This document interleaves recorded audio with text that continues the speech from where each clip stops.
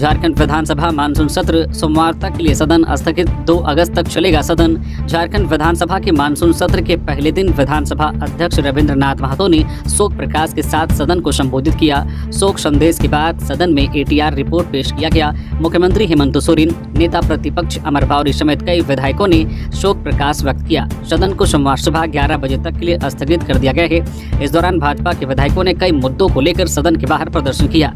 झारखंड विधानसभा या मानसून सत्र का समय 8 दिन का है, जिसमें 6 दिन कार्य दिवस हैं। विधानसभा चुनाव से पहले या हेमंत सोरेन सरकार का अंतिम बजट है। विधानसभा में अनुपूरक बजट पेश होना है।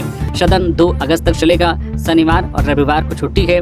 झारखंड विधानसभा के विशेष सत्र में 29 जुलाई को वित्त वर्ष 2024-25 का पहला अनुपूरक बजट पेश होना है। 30 जुलाई को बजट पर चर्चा होगी। इस सत्र में कई अहम विधेयक भी लाने की चर्चा है। आखिरी दिन गैर सरकारी संकल्प होंगे। इस दौरान विपक्ष भी बांग्लादेश से घुसपैठ पर विशेष चर्चा की मांग कर सकती है। सोमवार से सत्र हंगामेदार हो सकता है। सत्र के दौरान सत्ता पक्ष विपक्ष में टकराव के आसार हैं। विधानसभा चुनाव के पहले हो रहे मानसून सत्र में विपक्ष सदन के अंदर सत्ता पक्ष को घेरने की पूरी कोशिश करेगा। रांची समेत झारखंड के कई स्थानों पर बारिश के आसार। 1 अगस्त तक बरसेंगी राहत की बूंदें। झारखंड में फिलहाल सभी स्थानों पर बारिश के आसार हैं। 1 अगस्त तक राज्य के करीब सभी जिलों में हल्के से मध्यम दर्जे की बारिश की संभावना है। इस दौरान गरज के साथ वज्रपात की भी आशंका है। मौसम विभाग ने इसको लेकर येलो अलर्ट जारी किया है। इधर राजधानी के मौसम का मिजाज शुक्रवार की शाम को बदला और झमाझम बारिश हुई। इस दौरान बोकारो, धनबाद, रामगढ़ समेत कई अन्य जिलों में भी बारिश हुई। वहीं आज शनिवार को रांची समेत पूरे प्रदेश में हल्के से मध्यम दर्जे की बारिश के आसार हैं। झारखंड में आज 27 जुलाई यानी कि शनिवार को कई स्थानों पर हल्के से मध्यम दर्जे की बारिश हो सकती है। रांची और इसके आसपास के इलाकों में सामान्यतः बादल छाए रहेंगे और हल्के दर्जे की बारिश हो सकती है। मौसम विभाग ने येलो अलर्ट जारी कर लोगों से सतर्क रहने की अपील की है। खराब मौसम रहने पर सुरक्षित स्थानों पर रहने की सलाह दी गई है। किसानों को खेतों से बाहर निकलकर मौसम के सामान्य होने की प्रतीक्षा करने की सलाह दी गई है। पिछले 24 घंटे में मौसम की स्थिति पर नजर डालें तो पिछले 24 घंटे में झारखंड के कई स्थानों पर हल्की से मध्यम दर्जे की बारिश हुई है, जबकि कहीं-कहीं पर भारी वर्षा भी हुई है।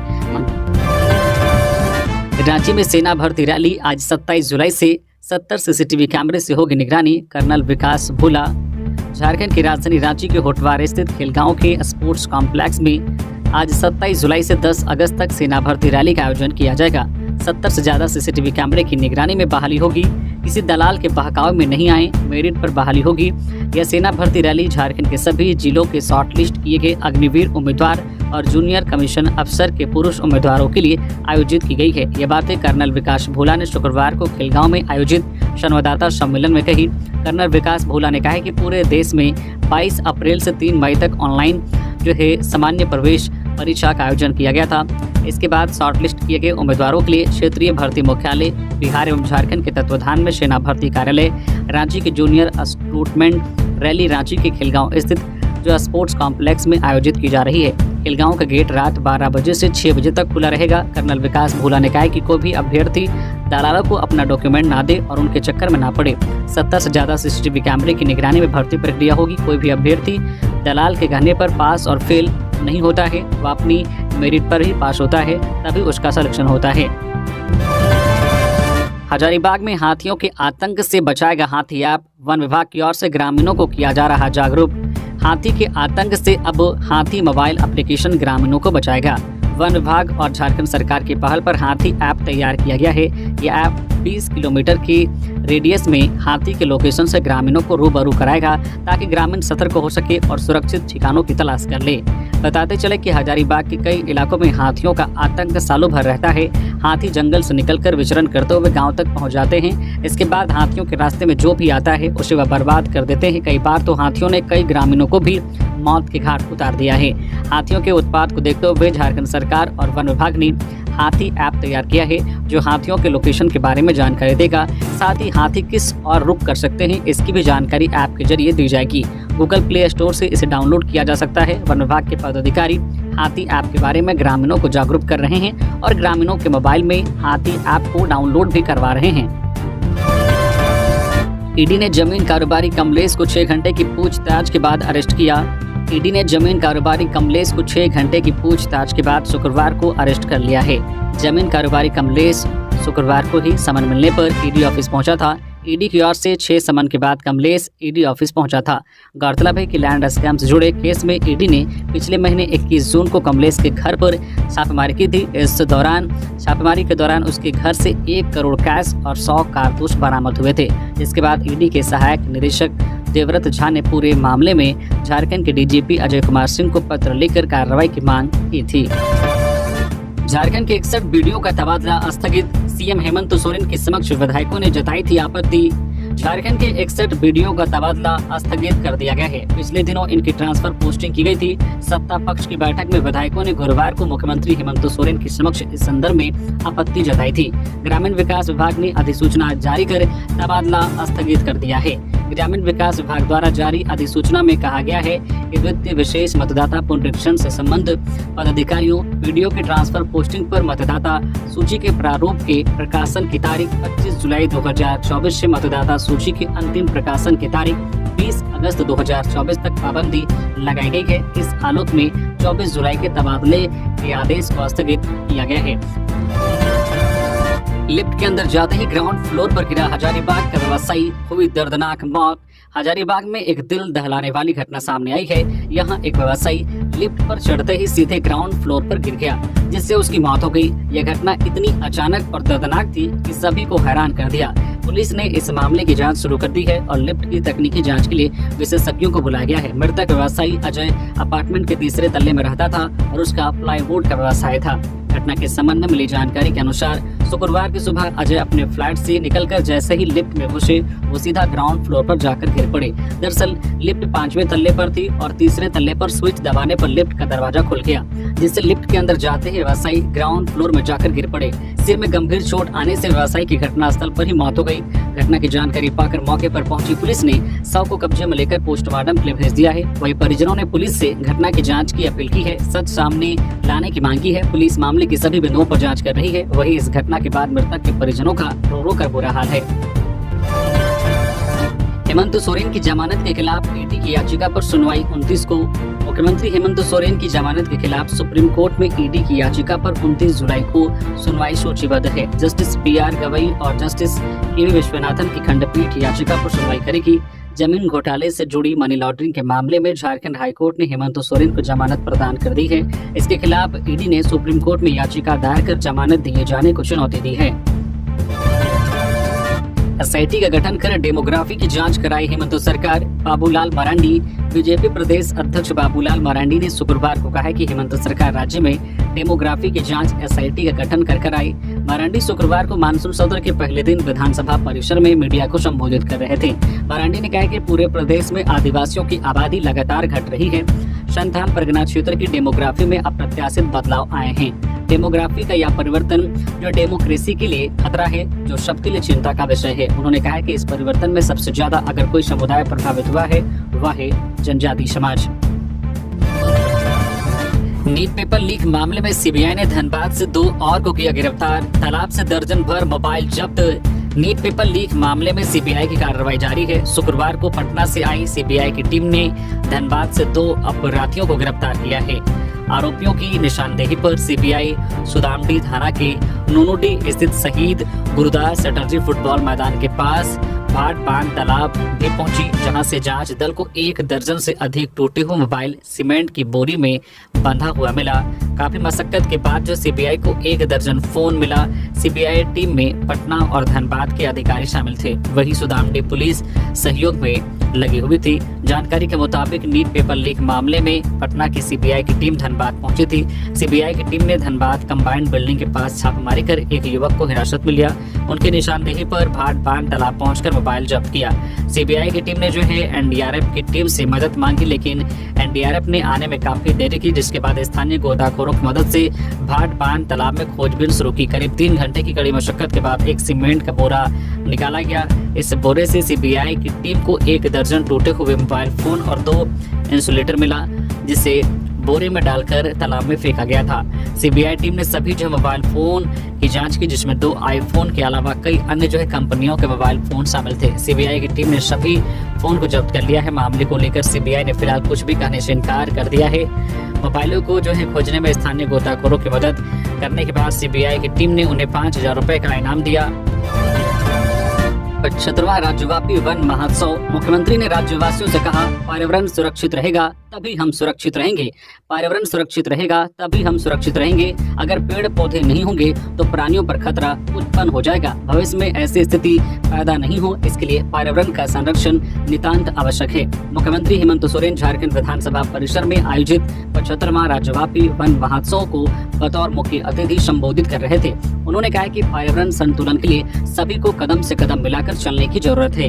इस अवसर पर मुख्यमंत्री और अन्य अतिथिगणों ने वृक्षारोपण कर पर्यावरण संरक्षण का संकल्प दोहराया। मुख्यमंत्री ने कहा कि 75 वर्षों से हम वन महोत्सव मनाते आ रहे हैं। आप इस बात से अंदाजा लगा सकते हैं कि शुरुआत के वन महोत्सव में जो पौधे लगे होंगे वे वर्तमान समय में किस स्थिति में होंगे। वन महोत्सव सिर्फ एक कार्यक्रम नहीं है, बल्कि पर्यावरण को सुरक्षित करने का एक बड़ा अभियान है। ऐसे में हम सभी ज्यादा से ज्यादा पेड़ लगाने का संकल्प लें ताकि पर्यावरण में जो असंतुलन पैदा हो रहा है उसे नियंत्रित कर सके। धनबाद में युवक की मौत के बाद बवाल, गुस्साए लोगों ने बीसीसीएल आउटसोर्सिंग में कई वाहनों को फूंका। धनबाद जिले के लोधनावपी क्षेत्र में संचालित सुश्री आउटसोर्सिंग में लोगों ने जमकर बवाल किया। 22 वर्षीय युवक सूरज माली पिछले 5 दिनों से कंपनी का चक्कर लगा रहा था। शुक्रवार को युवक होलपैक की चपेट में आ गया, जिससे उसकी मौत हो गई। युवक की मौत के बाद सैकड़ों स्थानीय लोग कंपनी परिसर में पहुंच गए और हंगामा करने लगे। मौके पर पहुंचे आक्रोशित लोग युवक के शव के साथ प्रदर्शन कर रहे थे। देखते ही देखते आक्रोशित लोग उग्र हो गए और वहां बवाल काटने लगे। गुस्साए लोगों ने आउटसोर्सिंग में खड़ी करीब आधा दर्जन वाहनों को आग के हवाले कर दिया। यही नहीं, कंपनी में पथराव भी करने लगे। मामले की सूचना के बाद भारी संख्या में सीआईएसएफ जवान और स्थानीय पुलिस मौके पर पहुंचे और आक्रोशित लोगों को समझा बुझाकर शांत कराने का प्रयास करने लगी। लेकिन लोग पुलिस और सीआईएसएफ की समझाने के बाद भी घंटों तक हंगामा करते रहे। इधर लोग के गुस्से और हंगामे को देखते हुए कंपनी में कार्यरत कर्मी फरार हो गए। वहीं कुछ कर्मी अपनी जान बचाने के लिए छिप गए। स्थानीय लोगों ने बताया है कि बीसीसीएल की लोधना एरिया 10 में संचालित सुश्री आउटसोर्सिंग में 5 दिनों से स्थानीय युवक सूरज माली नियोजन की मांग को लेकर कंपनी के चक्कर लगा रहा था। जो है शुक्रवार को 22 वर्षीय सूरज अचानक होलपैक वाहन की चपेट में आ गया, जिससे उसकी दर्दनाक मौत हो गई। वह घटना के बाद स्थानीय लोगों ने वाहनों पर पथराव कर क्षतिग्रस्त कर दिया। आधा दर्जन वाहनों को आग के हवाले कर दिया। सीएम हेमंत सोरेन ने लक्ष्मण सैनी के आकस्मिक निधन पर जताया शोक, कल्पना भी रही साथ। सीएम हेमंत सोरेन ने शुक्रवार को लक्ष्मण सैनी के आकस्मिक निधन पर शोक जताया है। बता दें कि मुख्यमंत्री आवास में रसोईया के पद पर कार्यरत लक्ष्मण सैनी की सड़क हादसे में मृत्यु हो गई थी। सीएम हेमंत सोरेन ने शुक्रवार को अपनी धर्मपत्नी वगांडे विधायक कल्पना मुर्मू सोरेन संग दिवंगत लक्ष्मण सैनी के डोरंडा स्थित आवास पर पहुंचे शोक संतप्त परिजनों से मुलाकात कर उनका ढाढ़स बंधाया। मुख्यमंत्री ने कहा कि दुख की इस घड़ी में वे उनके साथ हैं। उन्होंने ईश्वर से दिवंगत आत्मा को शांति प्रदान करने की कामना की। पारा शिक्षकों के वेतनमान पर 5 अगस्त को विभागीय बैठक में होगी चर्चा। पारा शिक्षकों को वेतनमान दिए जाने की मांग को लेकर शिक्षा मंत्री वैद्यनाथ राम के साथ उनके आवास पर गुरुवार रात सहायक अध्यापक संघर्ष मोर्चा की वार्ता हुई। मोर्चा की ओर से राज्य के सभी सहायक अध्यापक संप्रति पारा शिक्षकों को वेतनमान दिए जाने के मामले में मंत्री के समक्ष प्रमुखता से रखा गया। मोर्चा ने पूर्व के ड्राफ्ट और विभागीय साक्ष्यों से मंत्री को अवगत कराते हुए मुख्यमंत्री हेमंत सोरेन के वायदे के मुताबिक वेतनमान देने का आग्रह किया। मोर्चा के प्रद्युम्न सिंह ने बताया है कि मंत्री ने मोर्चा को आश्वस्त करा है कि वह मांग पत्र के अनुरूप 5 अगस्त को विभागीय बैठक में बिंदुवार चर्चा करने के बाद निर्णय लेंगे। भूमिज भाषा को शिक्षक पात्रता परीक्षा में शामिल करने की विधायक ने की मांग।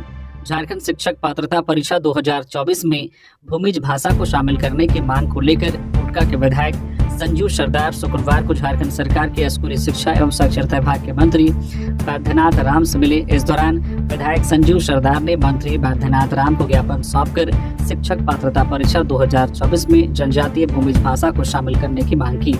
ज्ञापन में कहा गया कि झारखंड अधिविद्या परिषद द्वारा शिक्षक पात्रता परीक्षा के लिए आवेदन लिया जा रहा है। इस विज्ञापन में उल्लेखित 15 भाषाओं में से किसी एक भाषा की परीक्षा देना अनिवार्य किया गया है, लेकिन उक्त भाषाओं की सूची में भूमिज भाषा को शामिल नहीं किया गया है। भूमिज भाषा झारखंड की जनजातीय भाषा है। झारखंड में 4 प्रमुख जनजाति के पश्चात 5वां स्थान भूमिज आता है, जिनकी जनसंख्या लगभग 3 लाख के करीब है, जिनकी मातृभाषा भूमिज है।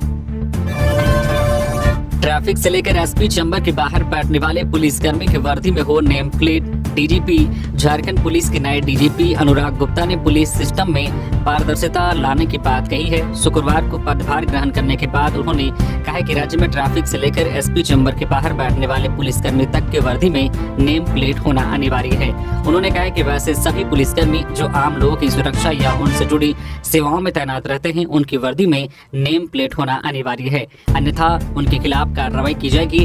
डीजीपी ने कहा है कि थानों में कोई व्यक्ति शिकायत लेकर जाए तो यह अनिवार्य है कि उनकी शिकायत सुनी जाए। थानेदार से लेकर डीएसपी स्तर के अधिकारी तक उनकी शिकायत सुनने व उन पर कार्रवाई करने की जिम्मेदारी है। पाकुड़ में बमबाजी और गोलीबारी मामले में 5 आरोपी गिरफ्तार। जमीन विवाद में दिया था घटना को अंजाम। पाकुड़ जिले के सदर प्रखंड के नगर नवी और चीकरहट्टी गांव के ग्रामीणों के बीच हुई बमबारी और गोलीबारी मामले में पुलिस ने 5 अपराधियों को गिरफ्तार किया है। गिरफ्तार अपराधियों के पास से एक पिस्तौल भी बरामद किया गया है। एसपी प्रभात कुमार ने प्रेस वार्ता में यह जानकारी दी। एसपी ने बताया कि पिछले कुछ दिनों से 2 गांवों के लोगों के बीच जमीन के एक टुकड़े को लेकर विवाद चल रहा था। 2 दिन पहले दोनों पक्षों के बीच हुए विवाद में बमबारी और गोलीबारी की घटना को भी अंजाम दिया गया था। इस मामले में माल पहाड़ी ओपी और मुफस्सिल थाने में प्राथमिकी दर्ज की गई थी। एसपी ने बताया कि इन दर्ज मामलों की जांच के लिए अनुमंडल पुलिस पदाधिकारी दयानंद आजाद के नेतृत्व में एक एसआईटी का गठन किया गया था। पुलिस को सूचना मिली थी कि कुछ अपराधी किसी बड़ी घटना को अंजाम देने की योजना बना रहे हैं। इसी सूचना के आधार पर टीम ने छापेमारी की। छापेमारी के दौरान 5 अपराधियों को गिरफ्तार किया गया। तलाशी के दौरान एक अवैध हथियार भी बरामद किया गया। अनुसूचित जाति के अधिकारों को कुचल रही सरकार, नेता प्रतिपक्ष ने लगाया नियुक्ति में अनदेखी का आरोप। बीजेपी के नेता प्रतिपक्ष अमर बावरी ने राज्य सरकार पर आरोप लगाया है कि झामुमो, कांग्रेस, राजद गठबंधन सरकार अनुसूचित जाति के अधिकारों को कुचल रही है। बावरी ने कहा, चौकीदार नियुक्ति प्रक्रिया में सभी जिलों में जो रिक्तियां शून्य करने के बाद गठबंधन सरकार हर एक जो है रिक्तियों में अनुसूचित जाति वर्ग का हक मार रही है। सरकार ने कार्यकाल के शुरू से ही दलित विरोधी चेहरा उजागर किया है। बीजेपी नेता प्रतिपक्ष ने कहा कि आज तक अनुसूचित जाति आयोग का अध्यक्ष पद खाली है। रांची के मेयर के लिए समाज की घोषित सीट को दुर्भावना से रद्द कर दिया गया। मंत्रियों की भी नियुक्ति में पक्षपाती रवैया साफ नजर आया। कहा, राज्य सरकार इस प्रकार राज्य के अनुसूचित जाति वर्ग के अभ्यर्थियों की हकमारी कैसे कर सकती है।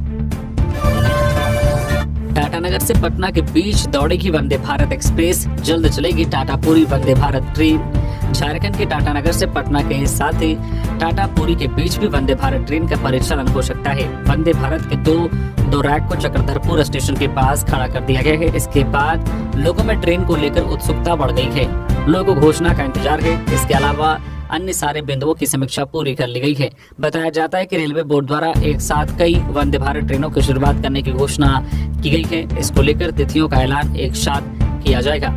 सांसद विद्युत वरण महतो ने बताया है कि रेलवे द्वारा कनेक्टिविटी को बेहतर बनाने के लिए कदम उठाए जा रहे हैं। इसके तहत टाटा से डायरेक्ट ट्रेनों की शुरुआत की जा रही है। वंदे भारत एक्सप्रेस यहां के लोगों की डिमांड थी, जिसको पूरा किया जा रहा है। वर्तमान में टाटानगर से एकमात्र वंदे भारत एक्सप्रेस ट्रेन है जो रांची से हावड़ा के बीच चलती है। इसका जो है बोर्डिंग टाटानगर से है। रेलवे के अधिकारियों ने इस पर कुछ भी बोलने से इनकार किया है और कहा है कि अभी बोर्ड के आदेश का इंतजार है। रांची के बिरसा मुंडा जैविक उद्यान में फीमेल तेंदुआ की मौत, व्यवस्था पर उठे सवाल। 24 घंटे के भीतर दूसरी बड़ी घटना। और मांझे में मौजूद बिरसा मुंडा जैविक उद्यान एक बार फिर सवालों के घेरे में आ गया है। जैविक उद्यान में एक फीमेल तेंदुआ रानी की मौत हो गई है। चिड़ियाघर के डॉक्टर आप साहू ने मीडिया को बताया है कि रानी ओवर एज हो गई थी। 25 जुलाई को उसने खाना छोड़ दिया था। इसके बाद जो है सलाइन भी चढ़ाया गया था, लेकिन देर रात हार्ट फेल होने की वजह से उसकी मौत हो गई। डॉक्टर ओपी साहू के मुताबिक शुक्रवार सुबह पोस्टमार्टम के बाद सारे प्रोटोकॉल को पूरा करते हुए उसका अंतिम संस्कार कर दिया गया। इस दौरान चिड़ियाघर के अन्य पदाधिकारी भी मौजूद थे, लेकिन मीडिया की टीम को जो सूत्रों से जानकारी मिली है उसके मुताबिक फीमेल तेंदुआ के मॉनिटरिंग में कहीं ना कहीं जो है कोताही हुई है। आमतौर पर अगर कोई जो है वाइल्ड एनिमल बीमार होता है तो गहनता से उसकी देखरेख होती है, लेकिन मामले में ऐसा नहीं हुआ। सुबह जब जो है केयर टेकर केज के पास पहुंचा तब फीमेल तेंदुआ रानी जो है मृत पड़ी थी। इस फीमेल तेंदुआ को साल 2017 में लखनऊ से लाया गया था। खास बात यह है कि 24 घंटे के भीतर बिरसा मुंडा जैविक उद्यान में दूसरी घटना घटी है। चिड़ियाघर प्रबंधन की लापरवाही की वजह से संतोष कुमार महतो नाम का जो है केयर टेकर मेदांता अस्पताल में भर्ती है। 25 जुलाई को एक फीमेल जो हिप्पोपोटामस ने संतोष पर तब हमला बोल दिया जब वह फीमेल जो हिप्पोपोटामस और उसके नवजात को शिफ्ट करने के लिए केज में चले गए थे। एक तरह से देखें तो चिड़ियाघर प्रबंधन की लापरवाही की वजह से केयरटेकर संतोष कुमार महतो बड़ी मुसीबत में फंस गए। उनकी कमर पर जो फीमेल हिप्पोपोटामस ने काट लिया है। जो है शुक्रवार को रांची के मेदांता अस्पताल में उनकी सर्जरी हुई है। फिलहाल उन्हें आईसीयू में रखा गया है। आपको बता दें कि कुछ समय पहले ही जो है इस चिड़ियाघर में बाघिन के 3 जो है शावकों की मौत हो गई थी। दरअसल जो है बिरसा जैविक उद्यान में स्टाफ की भारी कमी है। जैसे तैसे चिड़ियाघर का संचालन हो रहा है। इसकी वजह से जानवरों की जो है प्रॉपर देखरेख नहीं हो पा रही है। खेत में बिजली तार से फैला करंट, किसान की मौत। लोहरदगा जिले के स्नेहा थाना क्षेत्र के गगैया गांव में करंट की चपेट में आने से एक युवा किसान की मौत हो गई। घटना की सूचना मिलने के बाद स्नेहा थाना पुलिस मामले की जांच और आगे की कार्रवाई में जुट गई है। इस घटना को लेकर गांव में शोक का माहौल है। मृतक की पहचान शनिचरवा उरांव के 26 वर्षीय पुत्र रंथू उरांव के रूप में हुई है। बताया जाता है कि रंथू खेत में पटावन को लेकर घर से निकला था। वह खेत पहुंचकर सिंचाई मशीन चलाने की कोशिश कर रहा था। इसी दौरान खेत में जो बिजली का तार बिछा हुआ था, जबकि खेत में कीचड़ भी था। इसी दौरान रंथू बिजली प्रवाहित तार की चपेट में आ गया, जिससे उसकी स्थिति गंभीर हो गई। वहां पर मौजूद ग्रामीणों ने रंथू को बिजली करंट तार से छुड़ाकर इलाज के लिए अस्पताल लाने की कोशिश की, लेकिन रास्ते में उसने दम तोड़ दिया।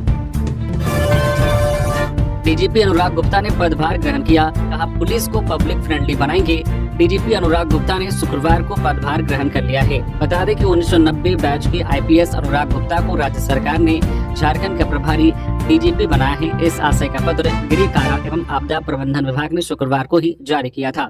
अनुराग गुप्ता अभी सीआईडी डीजी के पद पर पदस्थापित हैं। वह एंटी करप्शन ब्यूरो एसीबी के डीजीपी हैं। इसी तरह झारखंड डीजीपी के पद पर पदस्थापित अजय कुमार सिंह को पुलिस हाउसिंग कॉर्पोरेशन का एमडी नियुक्त किया गया है। जारी पत्र के मुताबिक पुलिस हाउसिंग कॉर्पोरेशन के MD Prashant Singh DG wireless बनाए गए हैं। इस मौके पर अनुराग गुप्ता ने जनता के प्रति अपनी प्राथमिकताएं गिनाई। इसी बीच उन्होंने अपराध, विधि व्यवस्था संधारण, आम जनता में पुलिस के प्रति विश्वास पैदा करना, पुलिस को पब्लिक फ्रेंडली बनाने एवं जो है पुलिस की आंतरिक व्यवस्था सुदृढ़ करने पर जोर दिया।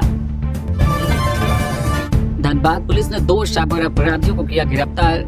धनबाद में बढ़ रहे साइबर अपराध पर लगाम लगाने को लेकर लगातार धनबाद पुलिस लोगों को जागरूक कर रही है। इसी क्रम में प्रतिबिंब ऐप के माध्यम से कई नंबरों को ट्रैक किया गया, जिसमें इसी क्रम में 2 ऐसे नंबर ट्रैक किए गए जिस पर पूर्व से ही मामले दर्ज थे। जिसके बाद अभियान चलाते हुए धनबाद से 2 साइबर अपराधियों को गिरफ्तार किया गया। गिरफ्तार आरोपियों के पास से 9 Android mobile, 14 ATM card, 3 pan card, 3 आधार कार्ड, 6 पासबुक और 1 चेकबुक, 5 डायरी और 1 कॉपी बरामद किया गया।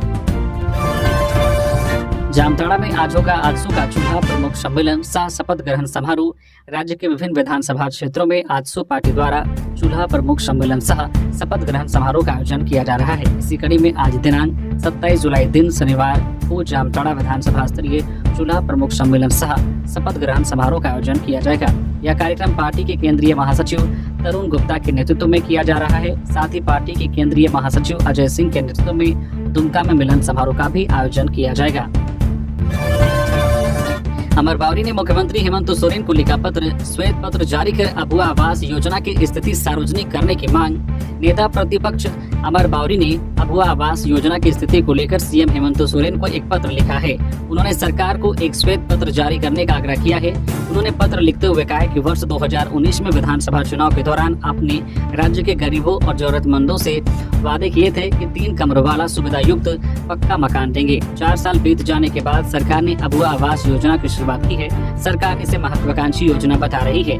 आपने 23 जनवरी को खूंटी जिले के तोरपा से इस योजना की शुरुआत करते हुए कहा था, यह पहला ऐसा ऐतिहासिक अवसर है जब झारखंड सरकार अपने दम पर अपने राज्य के 20 लाख लोगों को सम्मानजनक जिंदगी जीने के लिए 3 कमरों का आवास देने जा रही है। बाद में अलग अलग जगहों पर बड़े बड़े सरकारी समारोह कर और जब प्रचार प्रसार में बताया गया कि 4 साल में 20 लाख लोगों को इस योजना का लाभ मिलेगा।